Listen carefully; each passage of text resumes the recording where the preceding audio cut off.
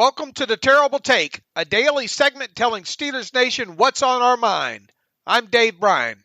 How much do the Pittsburgh Steelers value special teams entering the 2022 season? Well, all you need to do is look at the salaries of several players on the team's Week 1 53-man roster to get the answer to that question.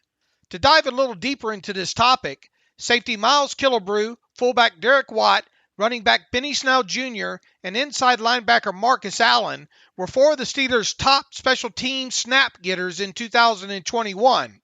All four are obviously still on the roster ahead of Week 1, and their combined scheduled base salaries for 2022 are $7.29 million.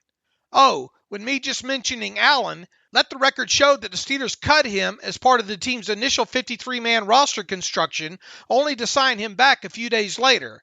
Not only did they sign Allen back, they signed him back at $2.54 million, the amount he was scheduled to earn prior to being cut. Allen, by the way, is the team's up back on the punt team, and he played all of 62 defensive snaps in 2021. That number would have been even less had the team not had COVID issues at the inside linebacker position last season. Oh, this is the same Marcus Allen that missed all of the preseason and most of training camp with a hamstring injury. That's how much the Steelers value him on special teams. Speaking of players earning $2.54 million for near special teams only contributions, new wide receiver Miles Boykin is also scheduled to earn that amount in 2022 after being claimed off waivers from the Baltimore Ravens earlier in the offseason. Boykin, who isn't likely to see much playing time on offense in 2022 barring injuries, is scheduled to be one of the Steelers' top gunners this coming season. He'll obviously play on other special teams units as well, but he really sticks out on tape when it comes to covering punts. As for Killebrew, Watt, and Snell, those three players played a combined 240 non-special team snaps in 2021. Like it or not, those three players, along with Allen, are considered special teams aces at this point in their respective careers. I haven't even got the new wide receiver Gunnar Olszewski, who was signed to a 2-year, $4.2 million contract earlier in free agency.